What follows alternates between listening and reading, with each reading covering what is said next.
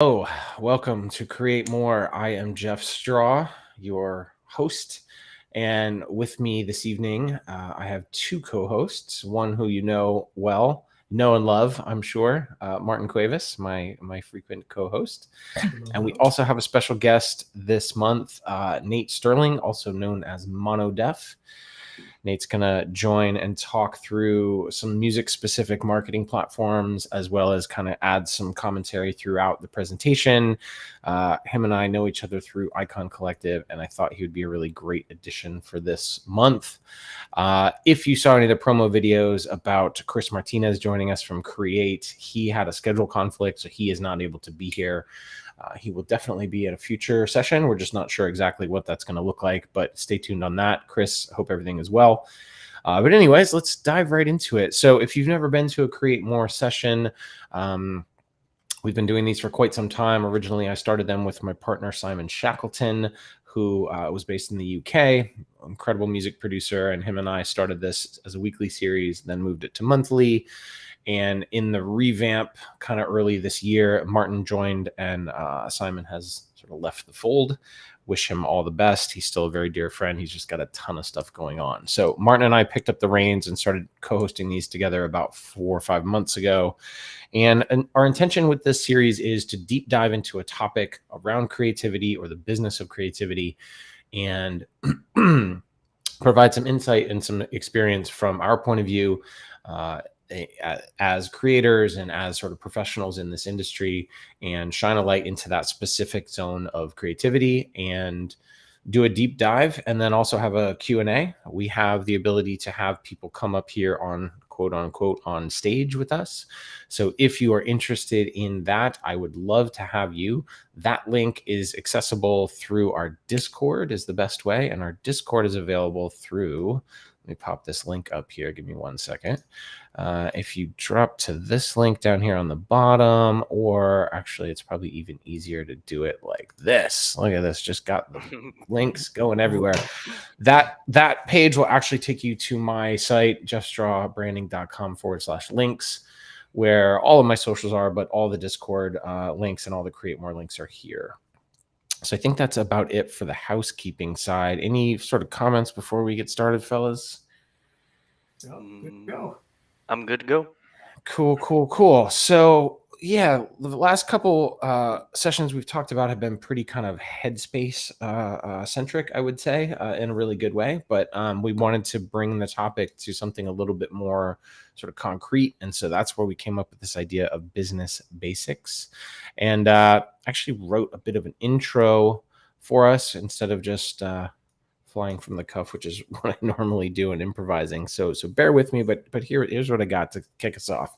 So in this realm of creative entrepreneurship, a profound transformation is underway. It's a shift from the traditional perception of artists, writers, designers, and other creatives who are passionately devoted to their craft, who often starve for recognition and to truly make ends meet. In today's economy, those who truly thrive are those who can combine their creativity with a business acumen. This merger is not just a trend, it really is a necessity, and its importance cannot be overstated. Creativity is the spark that ignites innovation, inspires emotions, and brings life to ideas. It's the force that has driven humanity to create masterpieces of art, design groundbreaking technologies, and craft compelling stories. But without the business side to support it, creativity can be limited in its exposure to the world. Its brilliance can be obscured by financial challenges, lack of exposure, or missed opportunities. In this segment, Business Basics, here in Create More, we're going to dive into the crucial importance of combining your creative prowess with solid business skills. We'll explore why creativity alone might not be enough to thrive in today's competitive landscape, and how infusing your artistic endeavors with a strategic business mindset can not only help you survive, but truly flourish as a creative entrepreneur. So away we go. I hope you get some value out of this and enjoy the session. So I always like to start with a quote, and this is a quote from a guy that, although I didn't work for directly, I worked for his brand. It was one of my first sort of music industry gigs, was at Virgin Megastore, downtown San Francisco. And Richard says, a business has to be involving. It has to be fun, and it has to exercise your creative instincts. Richard Branson. Thoughts on that from either of you guys?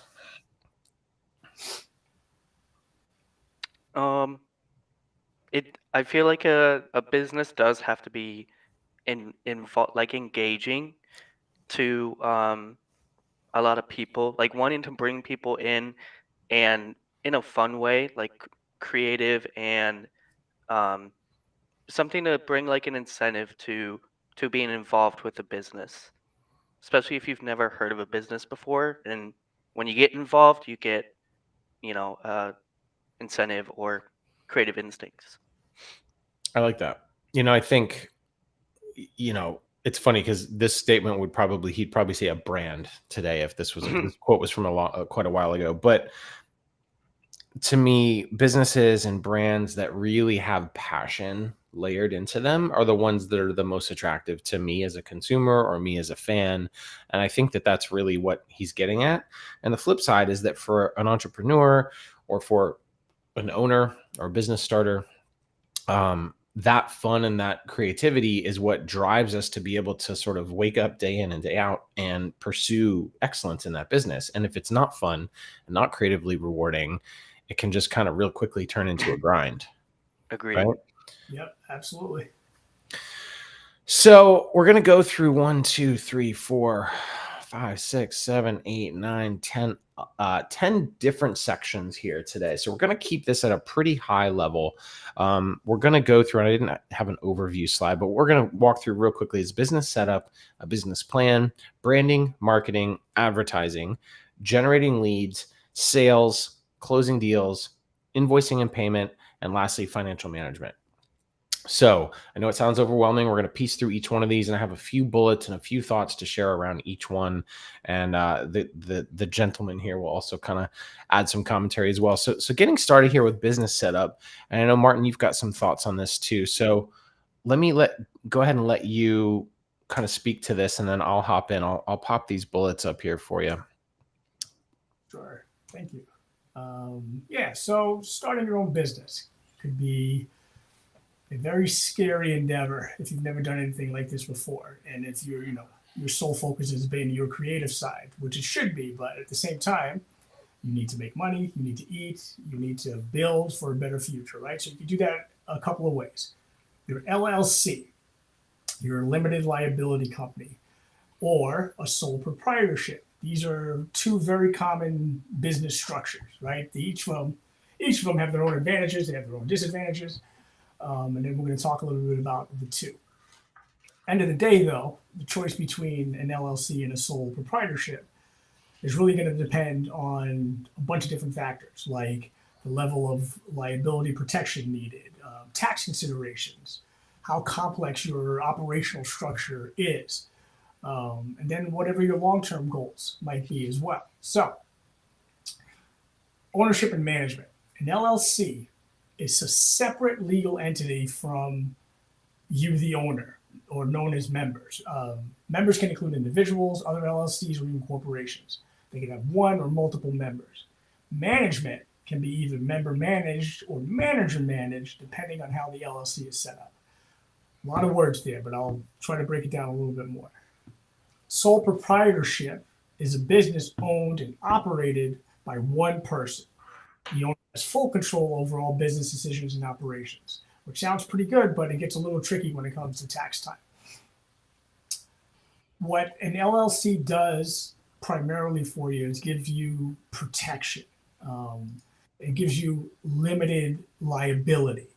Your personal assets are generally protected from any business debts you might have or any lawsuits. So if you have your own personal savings account, right, and then you have your own business account, let's say, where you do all your business transactions, no one will ever be able to come for your personal stuff if stuff should start to go wrong. That's one of the main benefits of having an LLC. So if the business faces financial difficulties, legal issues, your personal stuff stays as is. Like maybe you've got a big savings account or you have some equity in a home or something like that. That stuff is typically safe. In a sole proprietorship, there's no legal separation between business and the owner. This means that you as the owner has unlimited personal liability for your business debts and your legal obligations. So with a sole proprietorship, if somebody tries to sue you or you can't pay your debts, your personal assets could be at risk. When it comes to taxes, an LLC has a lot more flexibility in how it's taxed. They're treated as what they call something called pass-through entities, where profits and losses are reported on your individual tax return. However, if you have an LLC, you can also choose to be taxed as a corporation, either a C Corp or an S Corp, if it's more advantageous from a tax perspective. On the sole proprietorship side, this is also what's known as a pass-through entity, meaning that your business's income and your expenses, they're reported on your personal tax return. And this can be an advantage for some small businesses, not for all, but for some. LLCs are usually more paperwork and cost a little more than starting up a sole proprietorship. Sole proprietorship is pretty straightforward and usually requires minimal paperwork and cost. And then, honestly, you set that up, you can start doing business right away under your own legal name. That's the crux of it. And when it comes to being creative, all of this stuff could sound like a lot.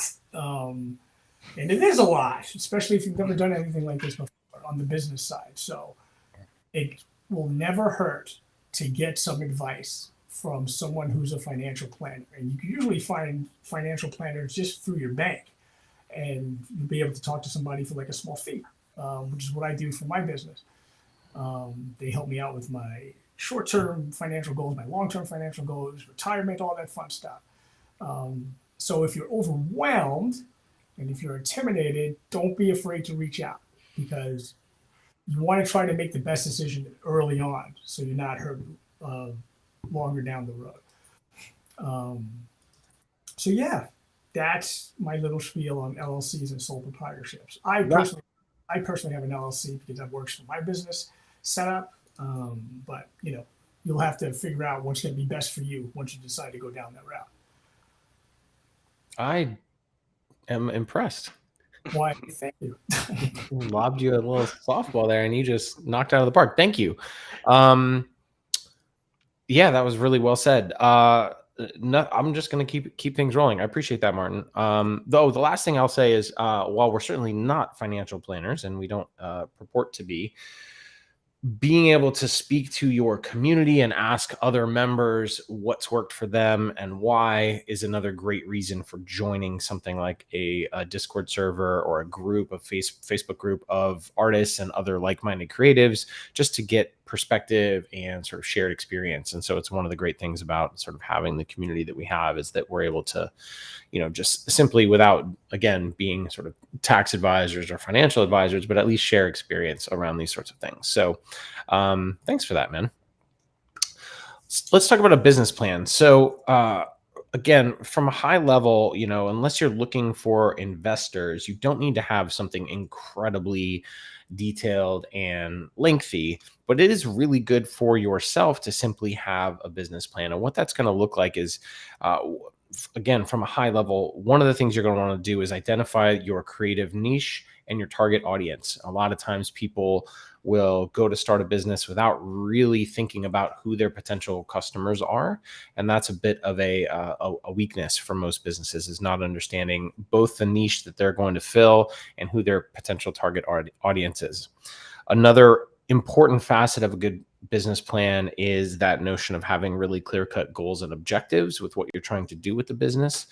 Again, not necessarily artistic goals, but business goals. Those can be, two very different things. And then the numbers, right? Again, so many of us as artists don't necessarily gravitate towards finances, gravitate towards budgeting and numbers. And it's important to take a good hard look at, how is this business going to earn money? What are my expenses going to be that I'm going to have to outlay on a monthly and annual basis? What are the expenses I'm going to have to outlay maybe as a one-time setup fee for this business? And how am I going to earn money? And while you may not know what that looks like for sure from a month-to-month basis when you're just starting out, it's good to have an idea of how that is going to work so that we can, plan ahead for the future. Oh, lastly is pricing strategy. And that goes along with this notion of financial forecasting. However, I did include it as its own bullet simply because so many times I've been asked more in the photography side of my world than on the music side, but is how do I price my services? And this is such a critical piece uh, of a business, right? Like if we're offering a service or we're offering a product, understanding how we're going to value that in the market and how we're going to charge for that in the market is incredibly profound. And honestly, it for most of us, it also comes with a bit of sort of self-worth work and internal work for us to realize that, our services are worth something in this sort of tangible world, in this financial world. And many times, most artists that I've worked with want to undercut their value and sell themselves short in terms of what they should be charging. And so that is something that is worth looking at good and hard right when you start, but also as you progress in your business, like perhaps annually, is this pricing strategy and structure still working for me? All right, moving on. Branding, as you guys know, this one is near and dear to my heart, but Nate is also going to speak to some of this with me too. So we'll just kind of go through some of these. So for me, a big one is that branding is about the why and the why you started this business, why you create art in the first place, why you why you have dogs. Um, um, and oftentimes the why is really what attracts followers and customers to a brand. When we think about the brands that we're really passionate about, like Apple, for instance, it's as much about the tangible goods and products that they sell as it is about the why and the believing in something a little bit bigger.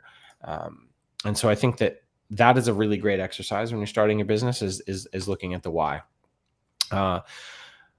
Creating a memorable brand name if you aren't using your legal name for your sort of services, having something that makes sense and translates to the sort of outside world is a really important piece. Nate, you have an interesting name. Yes. For which one is it? Mono Deaf? Yes. Yep. But yeah, it also has a story behind it as well. And that's kind of like one of the aspects of branding is if your idea relates to your image of your brand, right? So with Mono Deaf, me being half deaf, right? That kind of became the whole spectacle of my brand name for my music business. So, um, yeah, I wanted to have like some kind of connection between the two of my personal life and my alias brand name. A lot of times people hear branding and they just think logo. They think, well, I have a Right. logo, so I am branded. And It's a and lot more than that. exactly, bro. The logo is a really important piece. Like a strong logo is perhaps the most critical piece of your visual brand identity system, but it is not your brand. Um, but did you create your own logo? I forget. I had a little bit of help creating it, but I wanted something simple, um, kind of like how the name mono and deaf are simply put together, but just something with I wish I could show like an image of it, but it's just literally just two lines and both being having sharp top ends. But I'm going to show it off here in 2 slides, so don't worry. oh, okay, all right, cool. Um, so let's circle back on that when we get there and we can touch on it. Another piece about branding is and this notion of what's your USP or what's your unique selling or your unique value proposition, and understanding what it is. Let's be honest, right? In the world of music, lots and lots of people are releasing music every single day, every single week, every single month. The market is really saturated. So, what is it about you as a producer, you as an artist, you as a photographer, you as a writer, whatever it is that you're artistically drawn to? What is it about you that makes you special? That inherently becomes a strong part of your brand. And you want to lean into those things that make us unique because at the end of the day, that's what's going to differentiate us in the marketplace. consistency in your branding across all your touch points. I think that that's really important, and this does get in more into more into the nitty gritty of the actual visual assets. But again, Mr. Monodef, you are running Black Cloud Collective, a little label group that I've helped you along the way with somewhat. Mhm. And you guys have done a really good job, I feel, at creating those of the brand look and feel, if you will. Was that a Yeah. really intentional choice? Yeah, we definitely wanted to um, put it at the forefront of having an image and having a specific looking brand. And yeah, consistency in branding across all touch points is important because we make sure we have the same brand on our website, on all of our social media, on all of our music platforms. We want to make sure that it's you know the same or consistent across all of them, so nobody like comes up to our account and it has a different logo than what's on this place, and they're like, is this the right place? So yeah, it's what we wanted to do for uh, Black Cloud. And I myself, I also enjoy creating branding content. Like it's fun, and I use like lots of resources to make them. But uh, it's kind of like just a creative. It's like making music for me. You're just having fun. Oh, I want this little thing here, and I want this thing to do this. It's fun putting it all together. So yeah. And I think when we get into, so you've got like your core brand assets, and then you start getting into building marketing content around the brand. And those two, especially for small businesses and artist driven businesses, can often be blurred, and that's okay. In some cases, if you can't really tell if you're working on your brand or working on your marketing, the important part is you're working on it. And it doesn't Right. really matter which hat you're sort of wearing or what you're going to call it necessarily. But if you're creating these assets to go out into the world, it's a really important piece of the overall business. And so many times producers, artists in general, like to just create the art and then they don't like to bring it to the world, right? So Mhm. anything that we're doing in that space is really important. As you guys probably know, if you've been here at all, I listen to a lot of Gary Vaynerchuk, and Gary V talks about we're all in this business of attention. So whatever it is you're trying to sell, if you're trying to run for office, you're trying to sell widgets, you're trying to sell your art, you're trying to raise money for your nonprofit, you can't do any of that without attention of people in the world, right? So in some way, shape, or form, we're all in this business of attention, and that's really powerful, right? So when we start to think about we're creating marketing content and marketing strategies and marketing our goods and services to the world, we are doing so to try and garner attention. And when you look at it as simply as that, it becomes a little less mystified and a little bit more clear. One of the things, though, is that different people, it's easier to get, or it's easier to get their attention in different ways. We get the attention of different groups and different people in different ways, right? And so thinking that we can do one style of marketing across all channels all the time is a little bit limited, right? And so when we can start to think about how we can segment and define our audience so that we understand their needs and preferences, we can speak more directly to specific groups of people. And that is really powerful. Now, just getting started creating any kind of marketing content is really, really great. Like it's super powerful, right? As you grow and sort of develop in this world, we can start to think a little bit more about segmenting and defining our audience on a deeper level.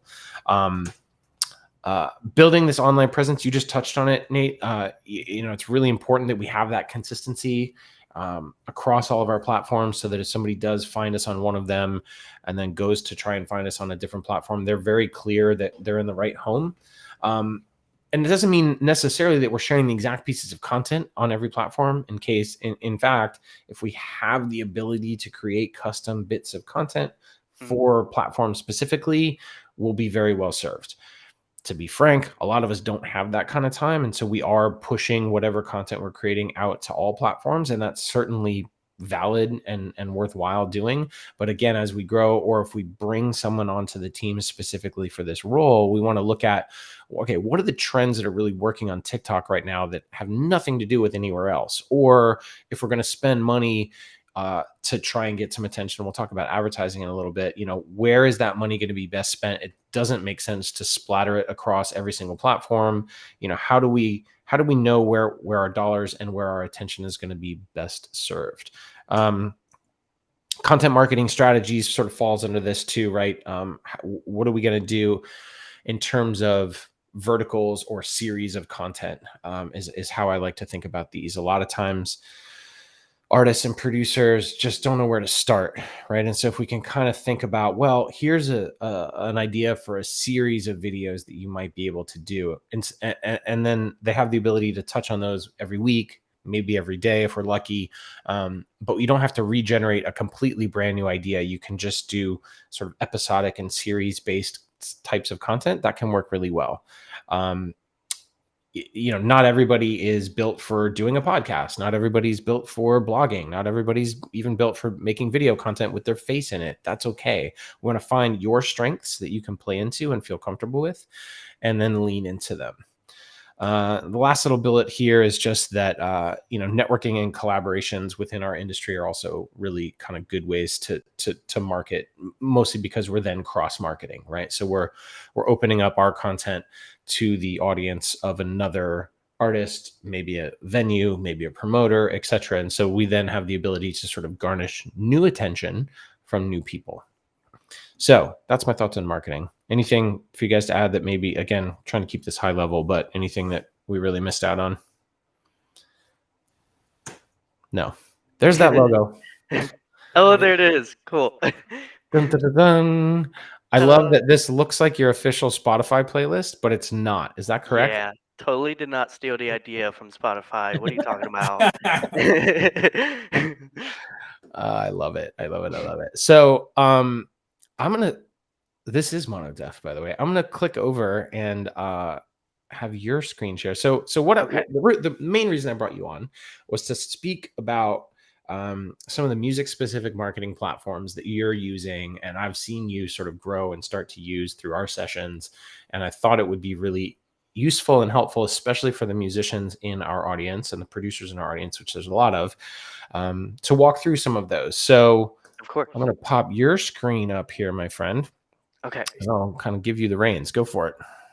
So yeah, I want to talk about some of like my personal favorite resources for music engagement and getting music out there and heard, and just trying to find things that are really helpful for myself and for my business, Black Cloud Collective. So yeah, I just wanted to show some of these that I think are really cool. Um, well, first about me. um, my name is Nate Sterling. I'm co-founder of Black Cloud Collective, and I handle a lot of its like social media content, web development, resources, finding anything to get music heard. I do a lot of the background stuff. So I'm also a student of Icon Collective, and I'm a music producer myself, so I understand the struggle of finding resources and things to use. Um, so some of them are, at least my personal favorites are Hyped It, Repost Exchange, and Gilded, which is an interesting one. Um, so for the first one, Hyped It, um, it's a it's Hyped It is kind of a hub for um, like ad services, a community of other music producers who are in there, um, and it's got a lot of tools to use for uh, spreading your music out there. It's got a very fast and simple ad service, many different kinds of ways to share music and promote music to its large community on the platform.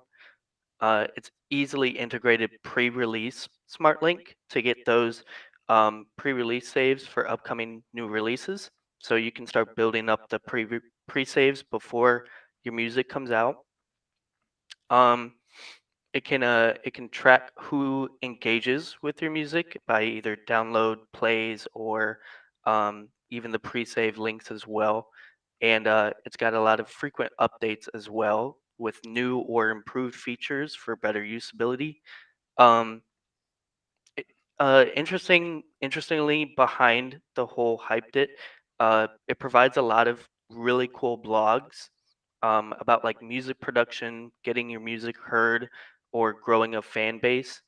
Um, it also has a really interesting YouTube channel with like tutorials and different ways to use hyped it with like new features and improvements. And yeah, so that's the first one I wanted to put in the spotlight because it's very useful and I love it. So And I do want yes, to hop in because you have it written, but I think it's one of the more powerful features of this thing is it's link gating, right? So if you're giving yes, away a piece of content, new MP3, new bootleg, new remix, new edit, something like that, and you are trying to, at in some way have people engage with your brand. So whether that's sign up through your email list, follow you on SoundCloud, follow you on Instagram, YouTube, etc.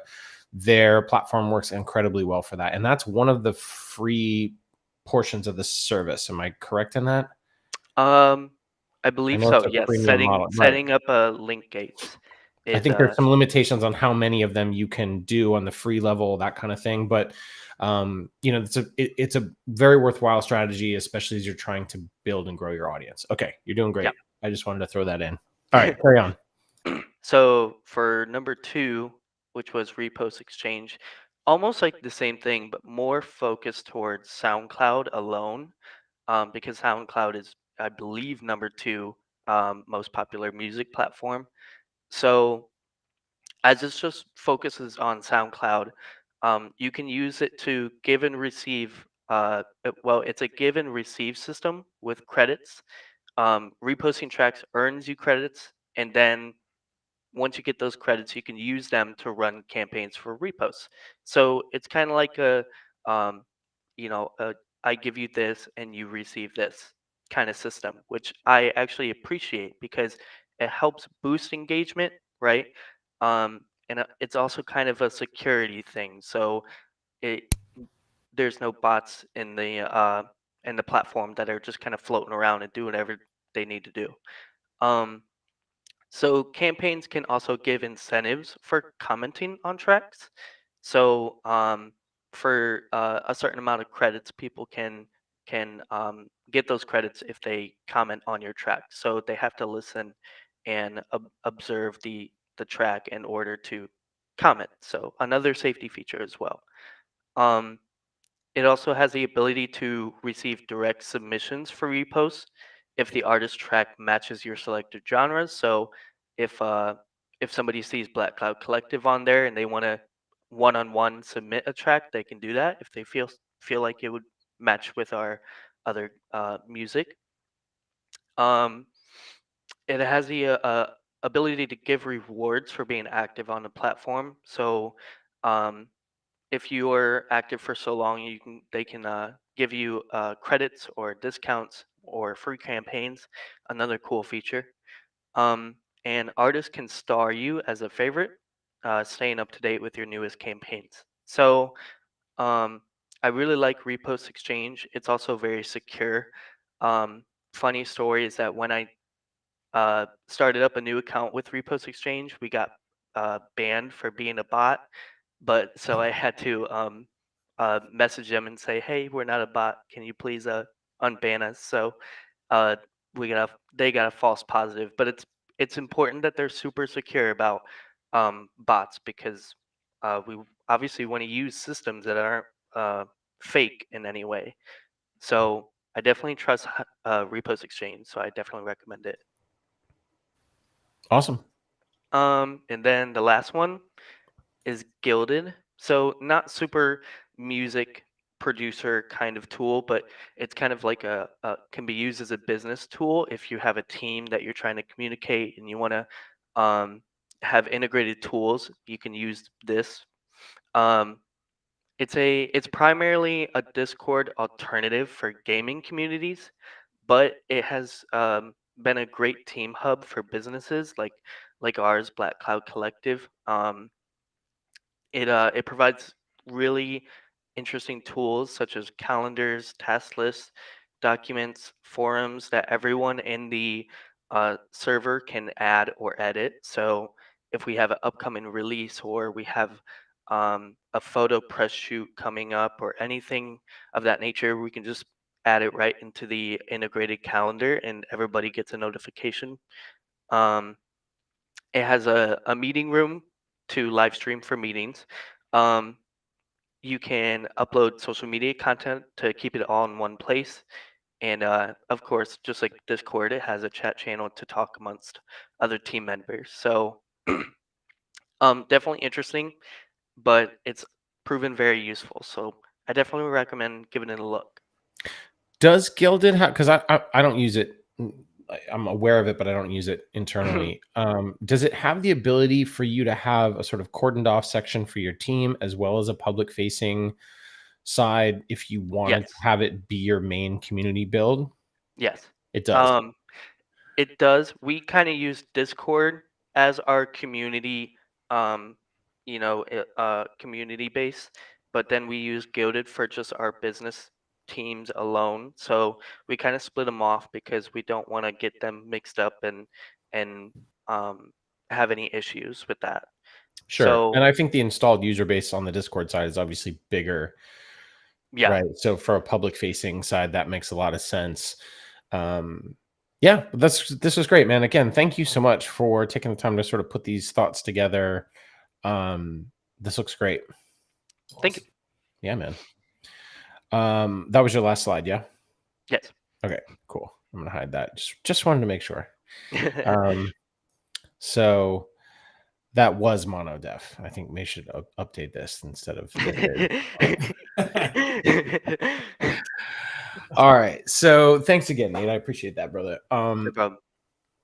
So let's talk a little bit about advertising. We talked about branding, we talked about marketing, and we talked about those in that order because I'm a firm believer you build the brand before you try to market the brand. And you certainly want to do a good bit of marketing and understand what's working before you get into the world of advertising, which means we are trading money for some of that attention that we talked about before.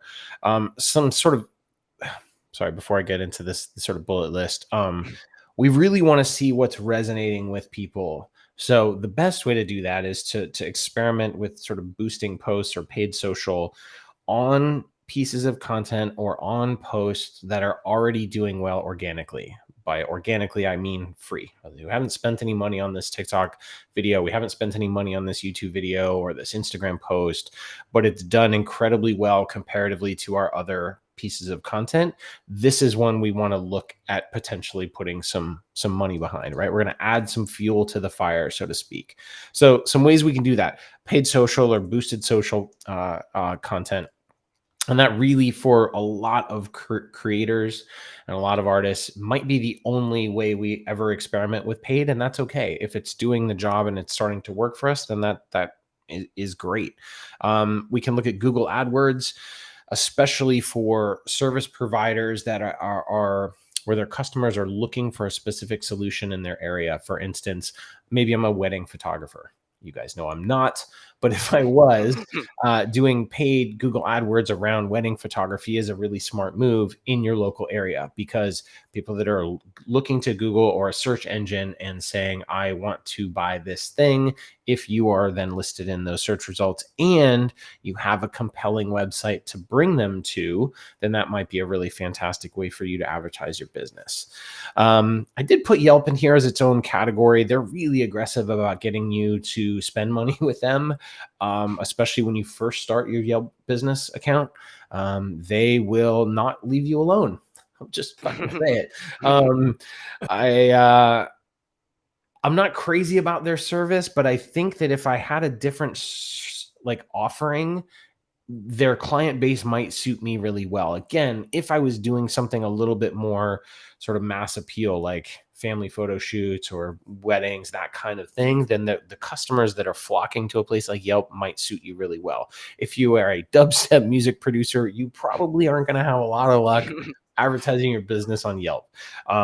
But again, so, it's this, none of this is one size fits all. I know that, for our own community and maybe the people that are watching that I'm not even aware of, we cover a lot of bases here in the Create More community. And so I did want to just at least touch on some of these other things. Flyers and or local print ads, where would the nightclub industry be without, flyering people's windshields and rave flyers and this sort of thing. It certainly has moved into the online world, but it still can be really important for getting the word out about events specifically. Doing small local print ads might also be something you think about. Maybe even radio, especially if you have college radio in your town and you're doing music that fits. You might be able to sort of sponsor a show or do that kind of a thing.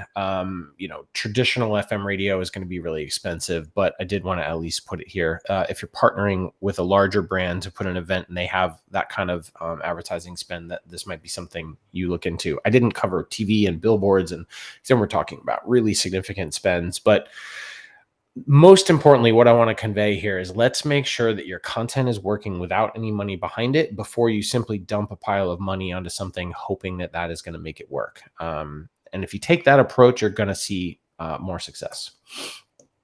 All right, generating leads. So we talked about marketing, branding and marketing. We talked a little bit about advertising. And now if those ads are working, and even if just our marketing is working, people are going to start reaching out and being interested in working with us. Martin, I know for you, this is probably something that you go through as well on the therapy side of your business, right? Is generating leads and then sort of dealing with those leads in some meaningful way. Do you want to speak to this a little bit? I know I just kind of threw this out to you, but I feel like for most of us, referrals are gold.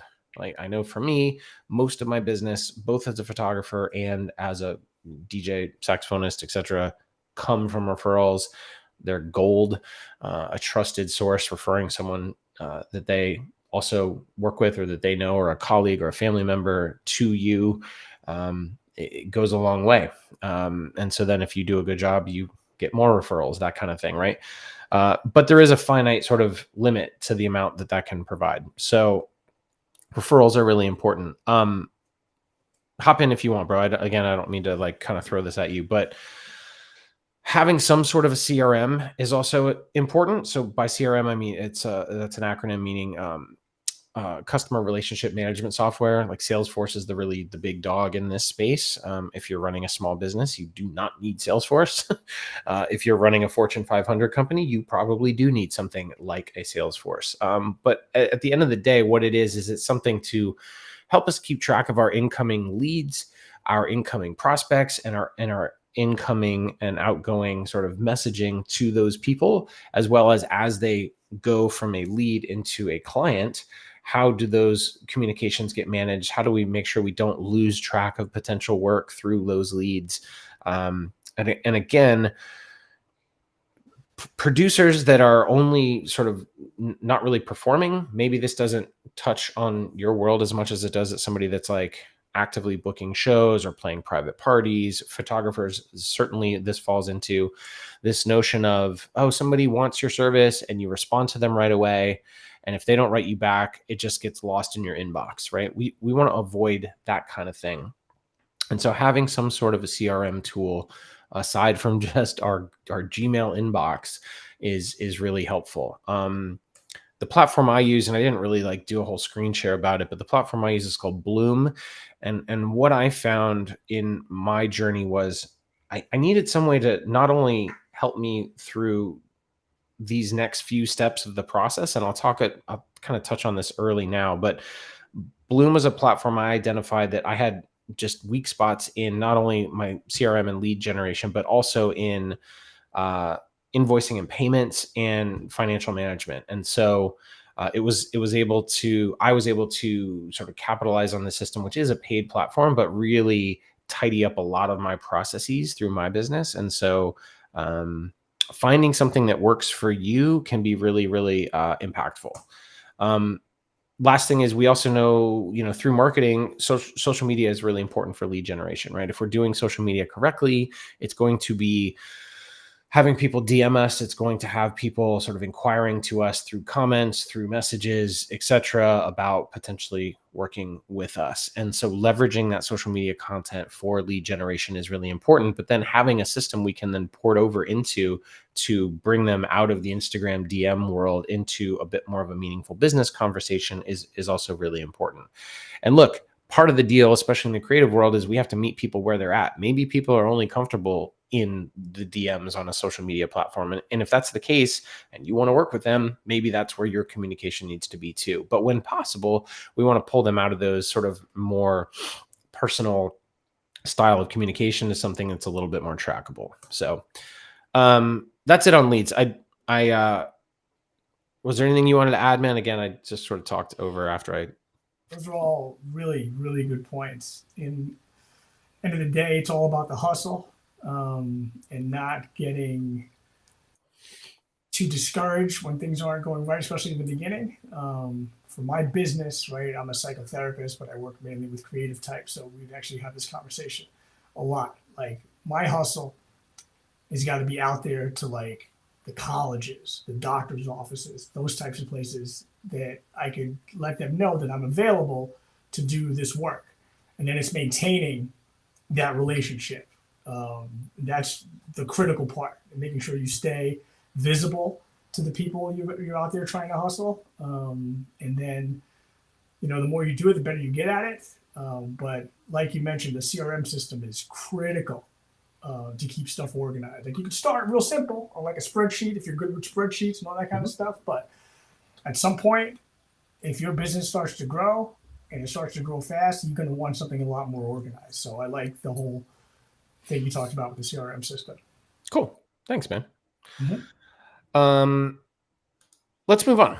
So I just realized we're kind of getting up on time, so I'm going to accelerate this a little bit. But after we generate leads, we want to sell them our services, right? Whether that's whatever service that we're trying to offer, right? So some effective sales techniques specifically for creatives, and I don't have these listed out, but I just wanted to run through them. Understanding and being empathetic to your client's needs. This is something that I think most artists are empathetic by nature, and being able to understand what it feels like to need the services, as well as being the provider of those services, can be a very sort of impactful approach to sales. So being very human, very sort of empathetic to their needs, that's a power tool for us to be able to use. Oops, I didn't mean to do that. Customized solutions, that's something that a lot of larger brands struggle to be able to do, but a small business can offer really unique and customized solutions very easily. That's another great sales technique. Providing different options sort of goes with those customized solutions, but even your off-the-shelf options, you want to make sure that you have a few available. Following up is a sales technique, believe it or not. That notion of having a CRM is really important to make sure that we're not losing out on opportunities. Again, two more quick ones for sales techniques. Social proof, that is, so-and-so used my services. They're very happy with me. Here, I'm going to show it to you through their review, or them using my product, or them using my service. Or we have video content of us performing the service together, whether that's a photo shoot or photos of me DJing the private party, or whatever that looks like, right? That's this notion of social proof. It not only helps you with sales, it also is a great way to generate content. All right, so that's just a few. There's tons, but I wanted to make sure that we start to think about some of the stuff that we do naturally, but it's actually a sales technique. And when we see it as such, it can be powerful. Not like sales doesn't have to be a dirty word.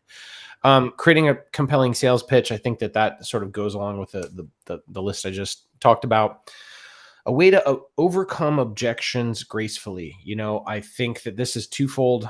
One is, if you have a rate structure, being able to stick to it and know that not everybody is the right and perfect fit for you as a client, and being okay with saying no to certain things is really important. But also, when a client says no, but, or wouldn't it be great if, or they have objections, you want to be well-versed in having those conversations to pursue that sale if it's something that you're really interested in. And again, this art of negotiation. So if you do have wiggle room in your prices, a really great way to think about it is this notion of offering gift vouchers to potential clients or to special clients that you're trying to work with, as opposed to simply offering a discount.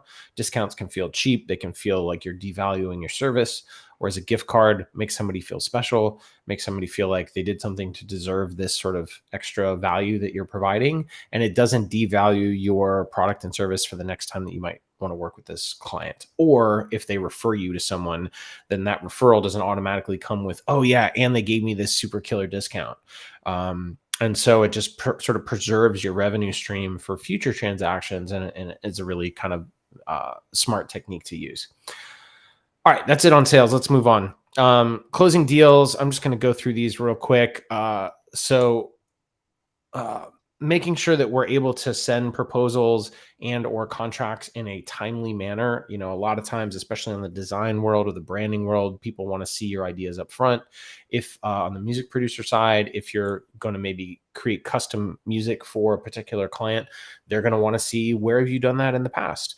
And having those examples to draw from in your portfolio, maybe a dedicated web page to point them to that isn't necessarily public facing. These are all really great ideas for you to be able to quickly generate proposals and get them out in front of clients or potential clients. Once they have said yes, the ability to send a contract is also really important. That Bloom platform that I mentioned has a contract function built into it, which is fantastic for me. I still had to work with an attorney to draft those contracts, but once they're drafted, my platform can sort of auto send, which is really nice. Jotform is another great platform that's out there that can do e-signing really easily, especially if you only have a couple different contracts. And there's a multitude out there. You want to make sure that with any of this stuff, you're not, especially in the SaaS world, the software as a service world, that you're not paying for stuff that you might be able to find a free solution to, unless it is really mission critical for you. Or in my case, like, it's providing all of these services under one umbrella and one dashboard so that it streamlines your process. All right. Handling contract negotiations and revisions. We don't really to touch on this too much. And then again, back to this notion of securing signed agreements. Everybody is digital now with agreements. Very rare is it you need paper. So it does make things a little bit easier. But you do want to make sure that you're getting contracts in place, especially when it's meaningful work and meaningful sort of revenue involved. On the invoicing and payment side, we've done the service or we're about to do the service. We've got the deal signed. We want to make sure that we're able to provide, create and provide professional looking invoices. PayPal makes great looking invoices. If you have a PayPal account, you can create invoices right through PayPal. And if you do so, you automatically kind of get access to their PayPal gateway for payments. And so if somebody clicks through your PayPal invoice, they can put in their credit card, they can pay with their PayPal. So that's a great service. And again, it's not something you have to pay for over and above whatever service fees you're getting for your money going through their platform. But that's a great place to start if you don't have anything. There's a ton of others. I'm not going to sort of laundry list them all for you, but there's a ton of other good ones out there. QuickBooks also, if you're running your business on QuickBooks, you can do your invoicing through that too. But again, that's a paid software. Setting clear payment terms and expectations.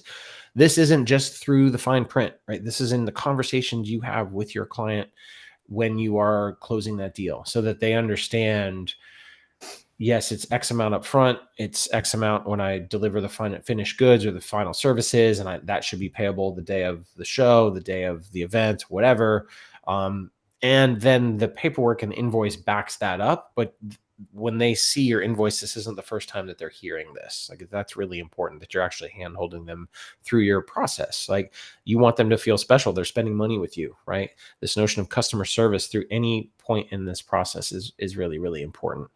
Handling different methods of payment is great. Again, I mentioned PayPal. I'm certainly not like affiliated with them or anything, but they do at least offer a couple different solutions. It's weird that they own Venmo, but Venmo isn't really integrated with the PayPal solution. It's very strange to me, but whatever. If somebody wants to send you a check, you should be able to take a check, right? If somebody wants to hand you a wad of cash, you should be able to handle that and still track that as revenue, right? And so making sure that you are able to receive funds in as many ways as possible, I think, is really important. Lastly is how are you going to deal with late payments and follow-ups and things like that? Occasionally you get people that just don't want to pay. And what are we going to do? We can't send goons anymore. apparently that's frowned on, unless you're in a Simpsons episode. So, how are you going to deal with that? What's your strategy for that? And again, you should talk about that up front. You should at least mention it. It doesn't have to be something you dwell on, because hopefully no one's going to fall into that. But at the very least, you want to let them know that, if you go beyond the 30-day payment terms, it's an X% or X dollar fee. And you just kind of leave it at that. So, I'm just flying through these here at the end, but I think we spent more time on the sort of the juicy stuff up front, so I'm okay with sort of breezing over some of these. But this is the last slide, and then I've got a quick overview slide. So again, thanks for your time, everybody. So a couple quick things about this, and this is just a couple bullets here, but budgeting and financial planning for creative projects. Again, none of this happens in a vacuum. We all have business expenses. Even if you don't think you do, you do. The space that you need to create your work of art, your supplies that you need to create your art, to create your services, those all cost money. Even if it's something that potentially you paid for a long time ago, your instrument, something like that, you want to think about these are built-in costs that you've already sort of spent on your business and on this service, and not to mention your time, right? And our time is incredibly valuable. So how do we then make money on that and think about here's our sunk costs and our opportunity costs that we have into this project, and what can I theoretically charge for this service or this piece of art or this good. So tracking those expenses and then also tracking our income is really important. We want to be able to manage cash flow. We want to see are we spending more than we're making? Are we? Hopefully not for long, although many businesses do not really turn a profit for those first couple years. If you're running this creative business as a side hustle to a day job, like many of us do for a long time, that's okay. You can actually sort of show a loss on your taxes for a number of years, meaning you spent more to get this business off the ground than you were able to earn, which is why it's a side hustle for you, not your primary source of income. But we want to be able to track all that, like save receipts. We're not going to get too deep into that, but save receipts, save statements, save things like that, so that again, when it comes time for tax considerations for creative freelancers or for small businesses in the creative world, we're thinking about writing off those expenses that are very valid. And so, again, I don't want to spend too much time on that, but here are the sort of overview of everything we covered today. I probably should have just had this be an autofill, but instead I'm going to click my screen 10 times. Hey Jeff. Yeah. Sorry, but I'm going to need to run. That's quite all right, my friend. It was great to have you. I know you've got a hard stop, so yeah. There we go. That's the wrap up slide. If you guys want to screenshot that just to have sort of a touch point for what we covered. Martin, thanks as always for being here, my friend. I'm glad we crushed this under an hour, and I know you got to run. Yeah, great job, guys. Good to see you, Nate. Take care, man. All right. Have a good one. Bye. So that is that. That pretty much concludes what we had here. Didn't see much coming through in terms of questions from the socials. So that's okay. We can kind of I was packed to the brim with content on this one. So yeah, didn't have a big Q&A time anyways, but I did want to thank you, Nate, for joining. I really appreciate you, especially shedding some light on the platforms you're using every day and the why behind it, as well as just some insight on your brand. So thanks, buddy. I appreciate that. No problem. Awesome. Well, like I said, I guess the Discord QR code has been up the whole time. Maybe, I don't know. Maybe it got hidden when I was I think it was. Was it? All right, sweet. Well, hopefully some people have joined the Discord by now. I'll go let you all in. If Facebook is more your jam, we do have a Facebook group as well, but that can also be found on that same link there on my site. So thanks again for joining us. I appreciate you spending some time with us here on a Monday evening. Stay tuned to the channels. I am exploring doing an office hour type of live stream every single week at this same time. It's TBD right now, but I'm certainly kicking it around. I think it might be something really valid. If I'm going to launch that, it'll be soon, and stay tuned on that. But until then, we'll see you at the next one of these, which is every month here on Create More. And again, thanks for sharing some of your evening with us. Head out and create something awesome. Thanks, you guys. Have a great one. June, thanks for being here too, bud. Appreciate you. All right, everybody. Have a good night or day or time in the future. Happy time. Yes. All right.